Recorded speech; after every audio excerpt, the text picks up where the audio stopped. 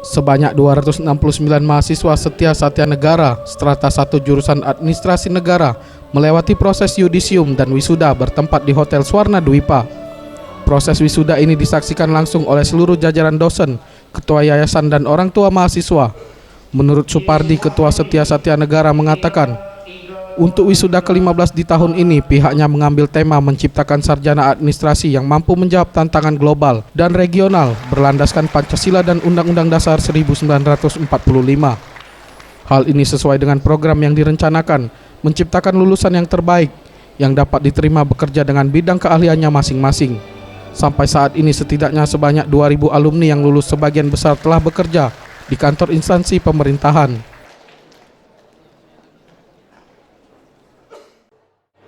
Wisudawan kita untuk mereka bisa bekerja instansi pemerintah, dan juga rata-rata juga mahasiswa kita juga karyawan dan umumnya begitu.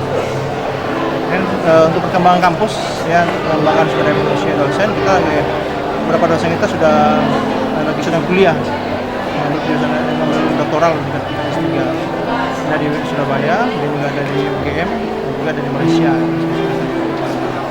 Jadi untuk kampus dia lagi mengembangkan sistem akademik yang berbasis online, dikembangkan sarana-prasarana.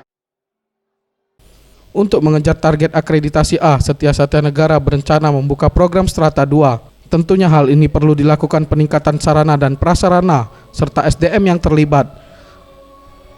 Menurut Zulkani Effendi, Ketua Yayasan Gani Nusantara, di tahun ini ada beberapa dosen yang telah menempuh pendidikan Strata 3 di luar negeri. Nantinya para dosen yang lulus ini disiapkan untuk mengajar di program Strata 2 yang saat ini sedang dalam proses perizinan.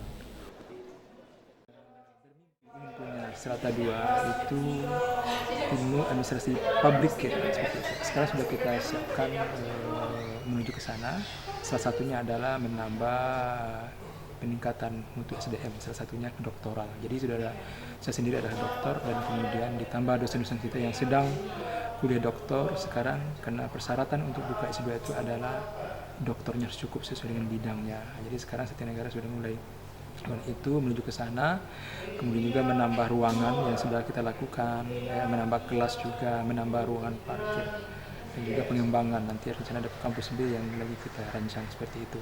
Jadi S2 bukan hanya di kampus sekarang, tapi ke depan kalau izinnya keluar di kampus yang baru yang sudah kita rencanakan. Tim Liputan Sriwijaya TV.